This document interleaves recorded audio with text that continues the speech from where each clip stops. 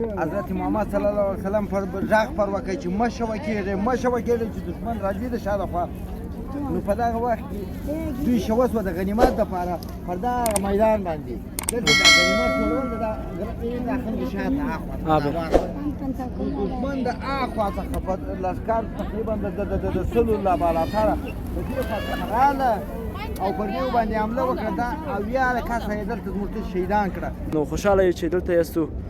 دا د احد غر دی لکه څنګه چې تاسو په انځور کې ګورئ. نو یو غر د جنت د غرونو څخه دا د احد غر دی. کله چې مدینې منورې ته راځي یو د سنتو هم همداره چې د احد په شهیدانو باندې به سلام کوي او ته به دعا کوي. نو خدای پاک د ټول مسلمانانو نصیب کړي. دا څنګه چې ګورئ دا د احد عمومي د احد دا خو دغه ساحه چې کوم ځای کې موږ ولاړ سو. دا د حضرت عثمان رضی الله عنه جومات ده. دغه د اسلام کله چې غنیمت ټولول دوی دلته کفار په دغه سیمې حمله وکړه. قسیمینه نو دوی دلته حمله وکړله او په هغه وخت کې دوی اکثریت اسلام شهیدان شول.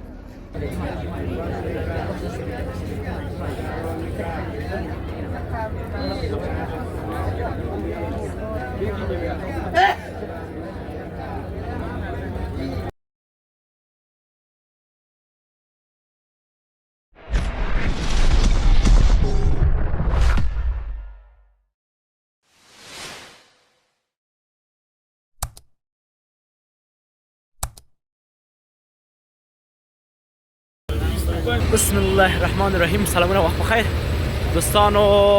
اتولا وردګ ما یو ځل بیا له درس خاصه په ترنه چوپړ کې حاضرم. قدرمن دنکو دا ځل د احد غزوه چې کوم ځای کې واقع شوې وه هلته راغلستو. ایسه معلومات راکړه کوم دي پړه ورور دغه اویا نفره د غنیمت دپاره چې راشوه سوه حضرت محمد صلی الله علیه وسلم پر ژغ پر وکړي چې مه شوه کېږئ چې دښمن راځي د شا دخوا. نو په دغه وخت کې دوی شوه سوه د غنیمت دپاره پر دغه میدان باندې دلته د غنیمت ټولول د خلکو شاته اخوا دښمن د اخوا څخه په لښکر تقریبا د سلو لا بالاتره د دې خوا څخه راغله او پر دیو باندې حمله وکړه. دا اویا کسه یې دلته زموږ شهیدان کړه. او باقیمانده وختله بیرته غرو ته دلته حضرت محمد صلی الله علیه وسلم ورته وویل چې مسواک راواخې ما تاسو ته وویل چې مه ځئ چې دلته در باندې دغه راځي حمله راځي. نو تاسې اوس واخې مسواک واخې غاښونه پرېوئ. نو وخت چې دوی د خپل غاښونه پرېوله په دغه وخت کې هغو چې کفارو وکتل چې اوهو دا غاښونه تېره کوي څه کوي نه الله تعالی یې بیره زړه ته ور واچول. یالله دوی بېرته دغسې وغورځېدل. څه په دغه حالت کې هم د دوی له مردار څخه ولاړه ده وینا. او بیا زموږ ټول شهیدان د اویا کسه دلې په دغه دلته په دغه میدان باندې دلې دفن هغه هم قاریان د قرآن شول همغه چې حضرت حمزه رضی الله عنه دا مسجد هم د حضرت حمزه رضی الله تعالی عنه مسجد قبر حضرت دلته هم زیارت کوي د حضرت حمزه د شهیدانو سره دلته. نه حضرت سیلو یامه سیلو سیلو باندې کې بورډه جنت ورته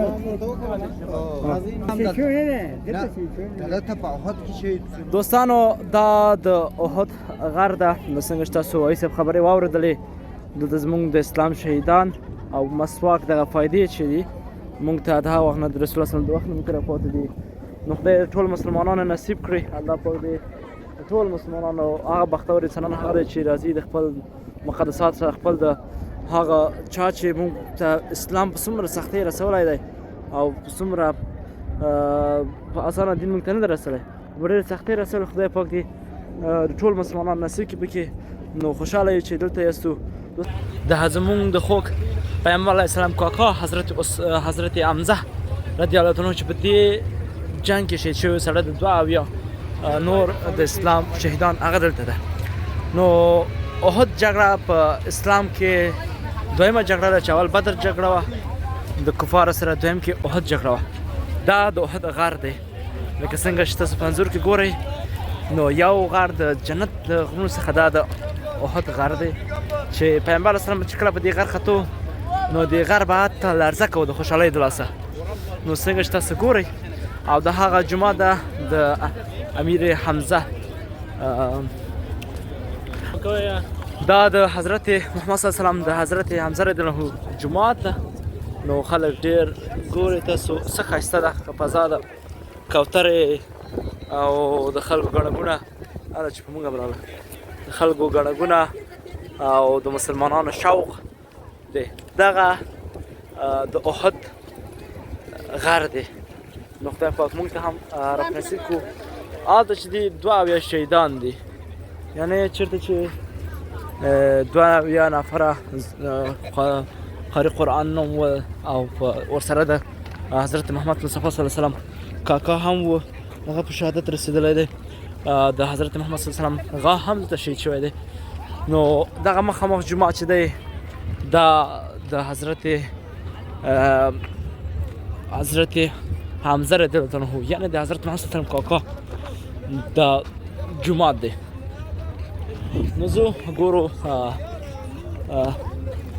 دغه کوم ځای کې چې مونږ یاستو او شکر الحمدلله خدای پاک د نصیب کړو چې دلته زمونږ مسلمانان یا زمونږ هغه مجاهدین زړور مجاهدین په کفارو سره په شهادت رسېدلي او په دې کې دا د احد غر دی څنګه د انځور کې ګورئ. نو خوشحاله په دې یو چې خدای پاک مو دلته نصیب کړی دی او خدای پاک ټول مسلمانانو نصیب هم وکړي چې دا ځای څخه لیدنه وکړي، د ځای ته راشي.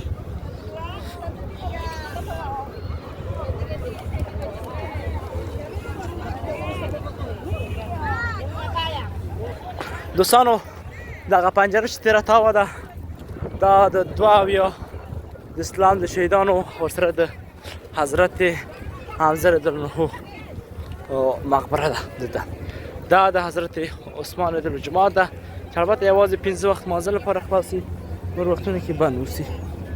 نو زه مخکې اجازه نشته خو ښایي تصویر به یې در وښیو، د هغې نه به یې در وښیو، پنجرې تر شا به یې در وښیو.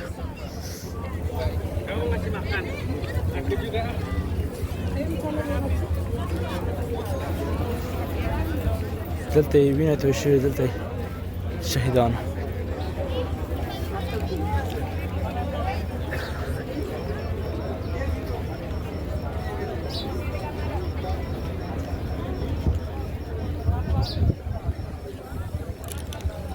نو دا د 72 دا د څنګه راهنمایي کې هم لیکلی دا څنګه ګورئ.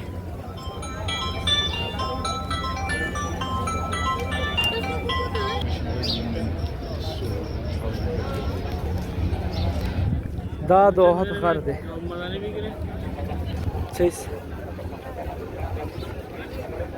دوستانو دغه د احد غر ده. نو څنګه چې تاسو هم ګورئ انځور کې او دغه هم د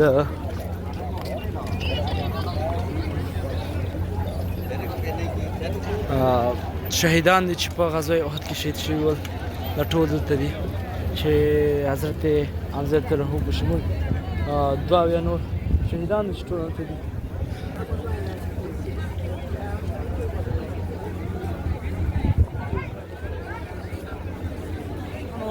دا د احد په عموم کې دغه ټول غرونه چې دا د احد په نامه یادېږي، دا چې مدینه منوره کې دا موقعیت لري. خو دا کوم ځای کې چې یاستو دا هغه ځای دی چې زموږ د اسلام 72 نفره د حضرت حمزه رضی الله عنه سره په شهادت رسېدلي چې دغه ځای کې بیا مسواک وهه، بیا هغوی د کفارو په زړه کې ویره ولوېدله چې هماغه و چې کفارو دلته ماتې وخوړه. نو دا د احد غر سیمه ده، یعنې د احد سیمه ده چې کوم ځای کې حضرت محمد صلی الله علیه وسلم سره د یارانو ته راغلي ول او نور یاران چې ول په شهادت ورسېدل چې هغې کې د قرآن قاریان هم پکې ول. نو الله دې ټولو ته مغفرت وکړي. نو د کله چې مدینې منورې ته راځي یو د سنتو هم همدا ده چې د احد په شهیدانو باندې به سلام کوي او ورته به دعا کوي.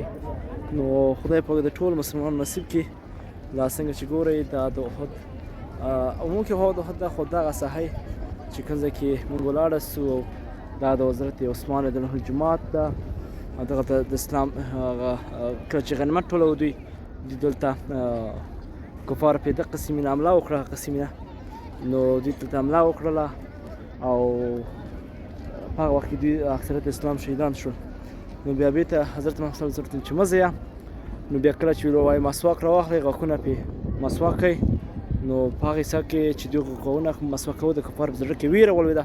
نو هماغه و چې کفار تسلیم شول او په تېښته بریالي شول. همدلته و چې په هماغه و چې مسلمانان بریالي شول.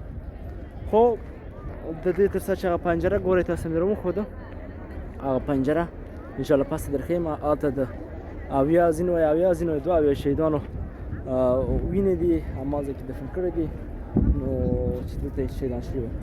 قدرمندونکو دا و د احد د سیمې یا د احد د غزوې په اړه او د احد د هغه کوم ځای کې چې موږ یاستو د هغې په اړه معلومات. تر بیا چې زه عطاالله وردک له ابدارۍ څخه ستاسو په ترمنځ چوپړ کې حاضرېږم. تاسو په لویه بښونکي الله سپارم د ژوند په ټولو چارو کې بریالي اوسئ. دوستانو دا و زموږ نن خپرونه. تر بیا چې زه عطاالله وردک له ابدارۍ څخه ستاسو په ترمنځ چوپړ کې حاضرېږم.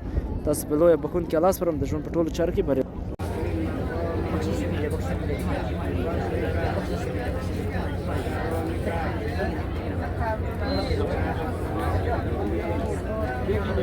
Hey!